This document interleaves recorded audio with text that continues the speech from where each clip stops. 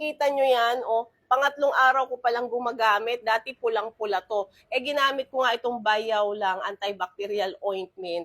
Nag-order na po ako para sa anak ko. Maraming salamat po sa pag-check out nitong Bayaw lang antibacterial ointment kasi po na-share ko sa inyo nung mga nakaraan na naghahanap ako ng solution dito sa kati-kati ko dahil nga po may eczema ako. Ever since bata ako, may eczema na ako kapag ganyan natitrigger po ng mga allergens. So kaya stress ako. Lumilitaw po talaga yung mga skin rashes kung ganyan. So ito, trinay ko lang to. Try ko lang kasi nga wala namang masama kung trinay at amazed na amazed talaga ako dito sa Bayaw lang antibacterial ointment. Dahil ito na po ang ebidensya.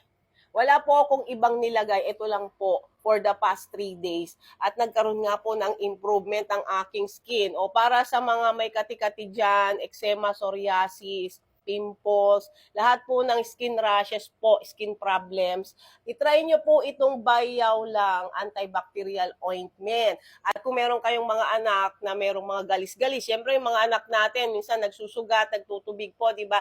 Eto, makakatulong po itong Bayaw lang antibacterial ointment. 90 pesos ko nga ito nabili. Pwede rin tong buy one, take one. Herbal po ito. Apply nyo lang po ito sa mga affected areas. Gagamitin ko pa po ito ulit at paulit-ulit kong ipropromote kasi nga maganda siya sa ating skin. Mababawasan na ang paggamit ko ng mga topical steroids para sa aking mga skin problems kasi nga ito.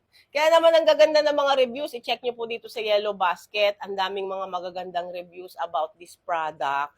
At kailangan bumili kayo sa legit na store. Ito po, legit po itong pinagbilhan ko. Binili ko po ito hindi po ito pre-sample. Binili ko po talaga dahil gusto kong itry kasi kung hindi siya maganda, hindi ko i-promote.